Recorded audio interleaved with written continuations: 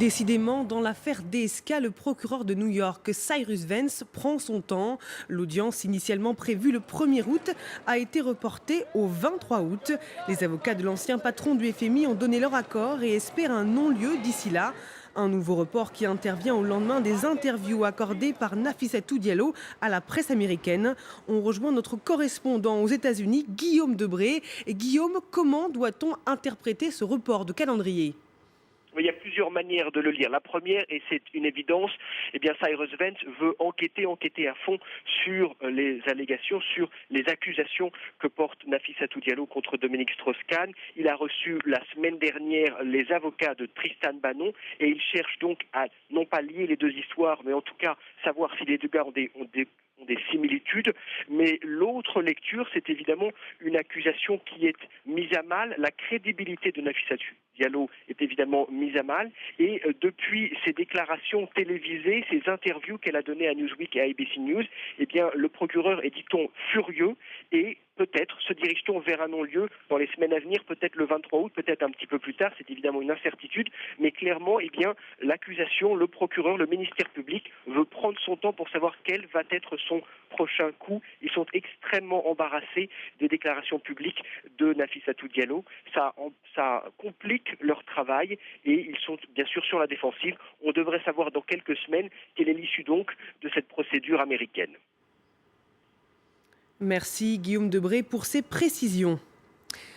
Pour la première fois de son histoire, la natation française a un champion du monde masculin et même deux d'un coup, Camille Lacour et Jérémy Stravius.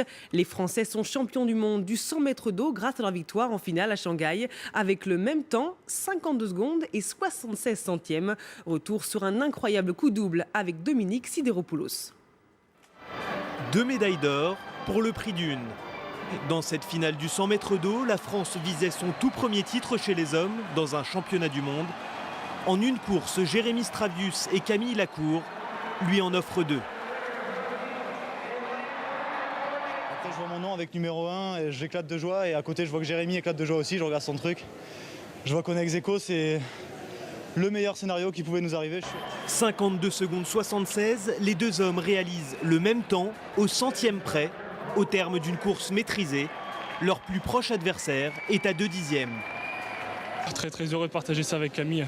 Donc cette fois-ci, moi j'aurai une Marseillaise pour moi et Camille, donc ça sera super bien. Ce titre de champion du monde, il faudra donc apprendre à le partager. C'est le deuxième podium de Jérémy Stravius à Shanghai, après l'argent du relais 4 fois 100 mètres. Camille Lacour obtient lui sa première couronne mondiale, un an après son titre européen en 2010.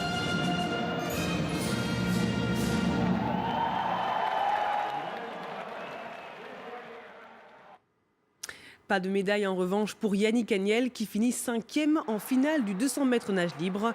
Les deux Américains, Lochte et Phelps, remportent respectivement la médaille d'or et la médaille d'argent. L'Allemand Biedermann finit sur la 3e marche du podium. Et toujours dans les championnats du monde, bonne nouvelle pour la Française Camille Muffat. Elle s'est qualifiée pour la finale du 200 mètres nage libre qui se déroulera demain.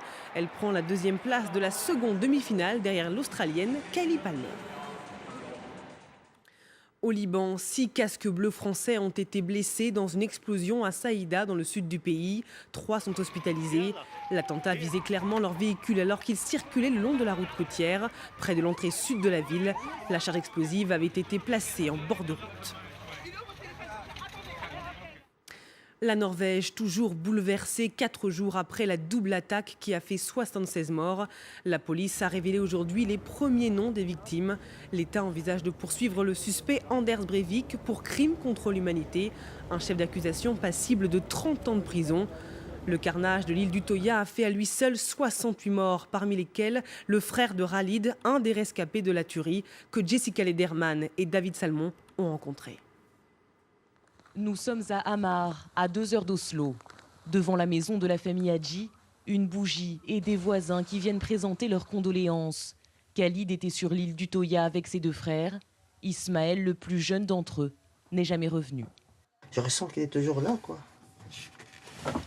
Je dors là, moi, la nuit, je dors dans sa chambre. Ismaël avait 20 ans et des projets plein la tête.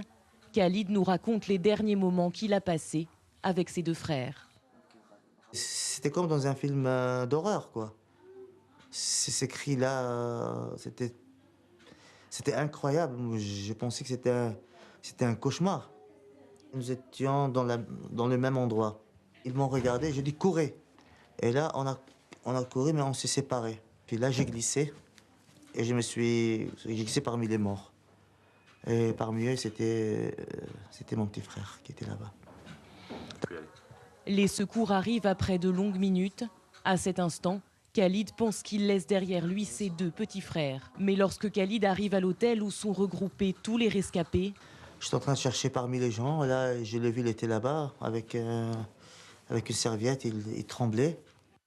Et quand il m'a vu, il a commencé à crier, il a commencé à pleurer. Il m'a dit on l'a laissé là-bas, il est mort. Il a dit je veux le voir, je veux le voir.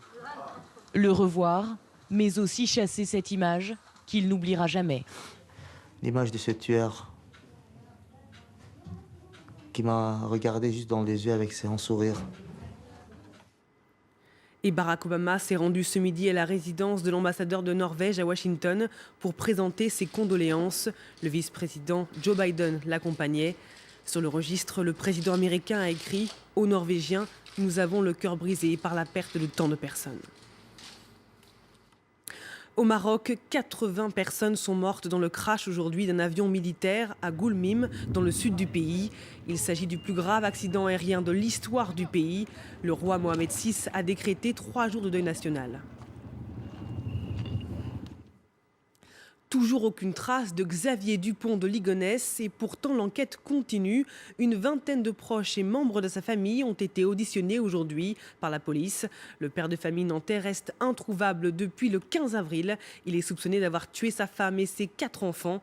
Les 5 corps avaient été retrouvés sous la terrasse de la maison familiale le 21 avril dernier.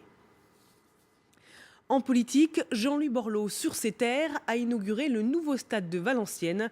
Le président du Parti radical en profite pour faire passer son message plus politique que sportif. Reportage de Marion Fiat. Décontracté Jean-Louis Borloo. Sur ses terres, le voilà très à l'aise avec la population qu'il connaît bien.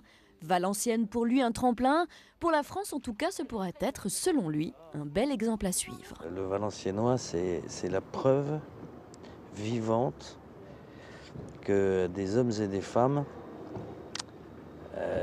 frappés par un désastre économique et social comme il n'y en a pas eu d'autres en Europe sont capables d'être solidaires. Un discours qui ressemble quand même à celui d'un futur candidat. Alors que bien des prétendants déjà déclarés se querellent, Borloo lui veut rester loin des enfantillages, mais sème déjà quelques-uns de ses thèmes favoris. Rassembler tous les Français, quelle que soit la race, l'origine, la croyance,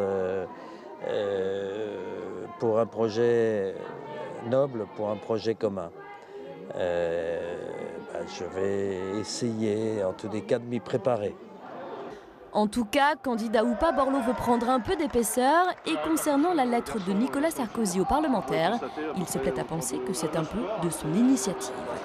Moi, je l'ai écrit au président.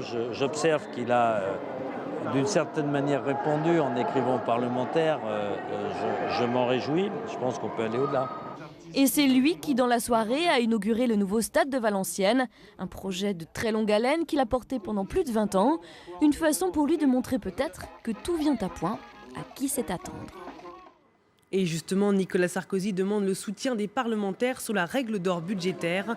Dans une lettre rendue publique, le président appelle au rassemblement pour remettre en ordre les comptes du pays. Mais l'opposition estime que le président n'a pas de leçon à donner concernant la gestion des finances publiques. Dans l'affaire du Crédit Lyonnais, l'arbitrage en faveur de Bernard Tapie a été confirmé. Le Conseil d'État rejette les pourvois de 2 contribuables et d'un député qui demandait son annulation. En 2008, Bernard Tapie s'est vu attribuer des réparations d'un montant de 285 millions d'euros. La décision avait soulevé une vive polémique dans le monde politique et l'arbitrage fait l'objet de plusieurs procédures. La Cour de justice de la République devra dire le 4 août si elle ouvre ou non une enquête sur le rôle de Christine Lagarde dans ce dossier. On écoute la réaction de l'avocat de Bernard Tapie au micro de Martin Chouracri. Cette décision est importante puisqu'elle considère qu'aujourd'hui, l'arbitrage est légal et que sa légalité ne peut plus être mise en cause. La seule juridiction qui était compétente pour savoir si l'article 2060 s'appliquait ou non, c'est la juridiction administrative. Aujourd'hui, la décision du tribunal administratif est définitive puisque tant l'appel que le pourvoi devant le Conseil d'État ont été rejetés. La colère des producteurs de fruits et légumes, ça s'est passé très tôt ce matin au péage de Boulou dans les Pyrénées-Orientales. Ils ont déversé le contenu d'un camion frigorifique espagnol qui transportait des produits non conformes à la loi française. Les producteurs dénoncent la concurrence illégale de leurs homologues espagnols. Autre polémique sur la dangerosité des algues vertes sur le littoral breton qui est relancée après la mort de 28 sangliers. Une mort encore inexpliquée. Les analyses devront déterminer si la présence d'algues vertes est en cause. Pour l'instant, les autorités ont décidé de fermer l'accès à la plage. C'est la bouteille de vin blanc la plus chère du monde. Un château Yquem datant de 1811 a été vendu à Londres pour 85 000 €. L'heureux acheteur est français et c'est un connaisseur car c'est un ancien sommelier de la Tour d'Argent.